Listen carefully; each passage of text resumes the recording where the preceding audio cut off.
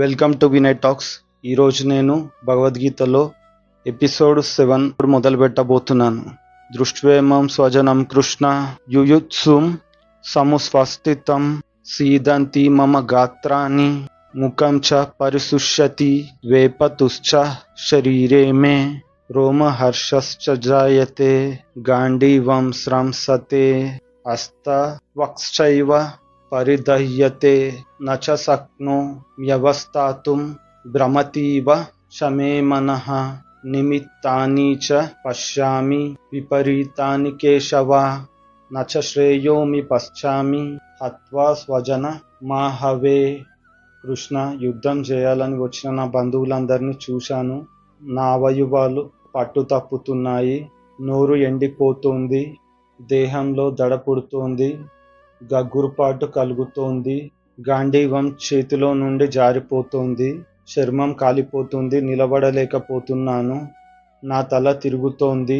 కేశవ, అపశకునాలు కనిపిస్తున్నాయి. యుద్ధంలో బంధువులందరినీ చంపుకొని నేను బాగుపడేదేముంది?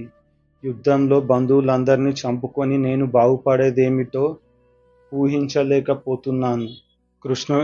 అర్జునుడు కృష్ణునితో అంటున్నాడు ఇప్పుడు ఏంటంటే, నేను ఇక్కడ నా బంధువులందరినీ చంపుకొని బాగుపడేది ఏముంది అంటే, ఇక్కడ ఎంతసేపు నా బంధువులు, నా మిత్రులు, నా వాళ్ళు, వీళ్ళు వాళ్ళు అనే భావన విపరీతంగా పెరిగిపోవడం వల్ల ఇక్కడ ఒకటి మర్చిపోతున్నాడు అర్జునుడు. ఇక్కడ ఇప్పటి వరకు ఇంతకుముందు ఎపిసోడ్లలో అర్జునుడు మనసులో అనుకున్నాడు, ఇప్పుడు కృష్ణ అని పిలిచి మనసులో ఉన్నదంతా ఓపెన్గా కక్కేసుకుంటున్నాడు. టోటల్లీ ఏముందో అదంతా కృష్ణంతో షేర్ చేసుకోబోతున్నాడు. అంటే ఏంటంటే, ఎంతసేపు నా బంధువులు, నా మిత్రులు, నా వాళ్ళు అన్న భావనలో ఉన్నాడు. కానీ ఇక్కడ ముఖ్యమైనది ఏమిటంటే, ఒకటి మర్చిపోతున్నాడు అర్జునుడు. అదేమిటంటే, ధర్మమా అధర్మమా. ఇక్కడ ధర్మం సంబంధించిన యుద్ధం జరుగుతుంది, ధర్మయుద్ధం ఇది. కాబట్టి ధర్మమా అధర్మమా అనేది చూసుకోవాలి తప్ప నా వాళ్ళు బయట వాళ్ళు అనే భావన మాత్రమే చూసుకుంటున్నాడు. ఈ నా వాళ్ళు బయట వాళ్ళు, మన వాళ్ళు అని అంటే ఇక్కడ మిగతా ప్రజలంతా ఏమైపోతారు అంటే, ఇక్కడ 5 పాండవులల్లో ధర్మరాజు మాత్రమే ధర్మంలో పూర్తి పరిపక్వత చెందినవాడు పూర్తిగా. కానీ మిగతా 4 ధర్మం గురించి తెలుసు, ధర్మాన్ని ఆచరిస్తారు. దాంట్లో ఆ ధర్మంలో ఉన్న తత్వం ఏందనేది పూర్తిగా తెలియదు. అయితే ఆ ధర్మం యొక్క తత్వాన్ని పూర్తిగా తెలుసుకునే ప్రయత్నము కనీసం చేయడం లేదు. ధర్మం అంటే మన కుటుంబం, మనము అన్న భావన వరకే ఆగిపోతున్నారు. కానీ ఇక్కడ వీళ్ళందరూ ఎవరు? పాండవులు కానీ కౌరవులు కానీ వీళ్ళంతా క్షత్రియులు, రాజ్యాన్ని పరిపాలించేవారు. వీళ్ళంతా ఎవరి గురించి ముందు ఆలోచించాలి? రాజధర్మం అంటే ముందు కావాల్సింది ప్రజలను కాపాడడం. ప్రజలను కాపాడడమే రాజధర్మం ఫస్ట్. ప్రజల తర్వాతనే కుటుంబం. అయితే ఈ ప్రజల సంగతి పక్కన పెట్టి ఎంతసేపు నా వాళ్ళు అన్న భావనలోనే మునిగిపోయాడు అర్జునుడు.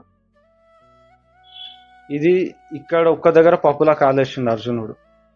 కాబట్టి ఇంకా మనసులో ఉన్నది పూర్తిగా కక్కిపిస్తున్నాడు.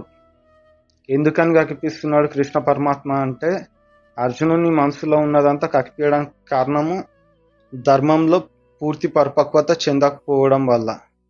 అయితే ఇప్పుడు ధర్మరాజు ధర్మంలో మొత్తం పర్ఫెక్ట్ నాలెడ్జ్ ఉన్నవాడు, మిగతా 4 పర్ఫెక్ట్ నాలెడ్జ్ లేదు. ఒకవేళ ఉంటే సెకండ్ ఆప్షన్ అర్జునుడు మాత్రమే ఉన్నాడు. ఒకవేళ చెప్తే వినే అంత కెపాసిటీ, ఇప్పుడు కృష్ణ పరమాత్మ బోధ చేస్తే దాన్ని వినగలిగే అంత కెపాసిటీ అర్జునునికి మాత్రమే ఉంది. ఒకవేళ భీముడికి చెప్తే భీముడు చెప్పినది వృధా, అది పూర్తిగా వినాడు. ఇంకా మిగిలిన నకుల సహదేవులు వింటారా అంటే, వాళ్ళు ఎంతసేపు కౌరవుల మీద ఉన్న పగతోని మాత్రమే ఉండిపోయారు. వాళ్ళు తత్వబోధలు లాంటివి పూర్తిగా వినే పరిస్థితిలో వాళ్ళు లేరు. అర్జునునికే ఎందుకు చెప్దాం అనుకున్నాడంటే, అర్జునుడు ఏదో ఏదో భావానో బమ్మర్దనో కాదు ఇక్కడ భావన. ఆ విధంగా వస్తే అసలు కృష్ణ పరమాత్మకు అర్జునుని కన్నా దుర్యోధనుడే దగ్గర బంధువు అవుతాడు. అసలు చాలా మందికి ఒక డౌట్ రావచ్చు, అర్జునుడు అంటే సొంత బావ అవుతాడు కాబట్టి, చెల్లెని ఇచ్చిండు కృష్ణుడు కాబట్టి, అర్జునుడు సొంత బావ కాబట్టి అర్జునునికి బోధ చేసిండు, అర్జునునికే చెప్పిండు అని అనుకుంటారు. మిగతా వాళ్ళకి చెప్పలేడు అందుకనే అని అనుకుంటారు. అది తప్పు మాట. అది అలా అనుకుంటే దుర్యోధనుడు, దుశ్శాసనుడు కౌరవులే ఇంకా దగ్గర బంధువులు. ఏ విధంగా అంటే దుర్యోధనుని కూతుర్ని కృష్ణ పరమాత్మ కొడుకు పెళ్లి చేసుకున్నాడు కాబట్టి కృష్ణ పరమాత్మ, దుర్యోధనుడు వియకులు, వాళ్ళే దగ్గర అసలు ఇంకా, అంటే అర్జునునితో కంపేర్ చేస్తే.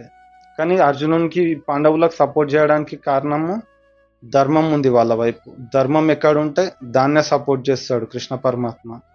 అధర్మం ఉన్న వైపు వాడు ఎంత దగ్గర బంధువు అయినా సరే, సొంత కొడుకులైనా సొంత మన్మన్లైనా కృష్ణ పరమాత్మ ధర్మం వైపు మాత్రమే ఉంటాడు తప్ప అధర్మం ఉంటే మాత్రం సపోర్ట్ చేయడు. అయితే ఇప్పుడు అర్జున్ మనసులో ఉన్న కొంతవరకు ఉన్న పాకురంతా క్లీన్ చేయడం కోసము ఇది కక్కిపిస్తున్నాడు ఇప్పుడు. కానీ అర్జున్ దగ్గర ఒక ప్లస్ పాయింట్ ఉంది. ఏంటిదంటే అవతల వాళ్ళు చెప్తే వింటాడు పూర్తిగా. విన్న తర్వాతనే అతను నిర్ణయం తీసుకుంటాడు. అర్జునుడు తొందరపాటు నిర్ణయాలు ఎప్పుడు తీసుకోడు. తొందరపడి నేను ఇది అనుకున్నా కాబట్టి ఇది ఇప్పుడే చేసి తీరుతా అన్న తొందరపాటు నిర్ణయాలు తీసుకోడు. ఇట్లాంటి తొందరపాటు నిర్ణయాలు తీసుకోవడంలో ఫస్ట్ భీముడు ఉంటాడు, తర్వాత నకుల సహదేవులు ఉంటారు. కాబట్టి అర్జునునికి బోధ చేయడానికి కారణం ఇది అన్నట్టు, అంతే తప్ప మిగతా వేరే ఉద్దేశం ఏం లేదు. శ్రీకృష్ణ పరమాత్మ అర్జునునికి బోధ చేయడానికి ఫస్ట్ పాయింట్ ఏంటిది, వినగలిగే కెపాసిటీ ఉంది. రెండో పాయింట్, ఆయన మనసులో ఉన్నది ఏదైనా బాధలు ఉంటే షేర్ చేసుకునే అలవాటు ఉంది. మూడవది, ఆయన తెలుసుకున్న తర్వాత దాన్ని గట్టిగా పాటించే అలవాటు కూడా ఉంది. ఈ 3 అలవాట్లు ఉన్నాయి కాబట్టే ద్రోణాచార్యుల వారు అతనికి అన్ని విద్యలు నేర్పిండు. మిగతా వాళ్ళు ఎంతమంది శిష్యులు ఉన్నా అర్జునునికి నేర్పడానికి ప్రత్యేక కారణం ఇదన్నట్టు, అసలు కారణం.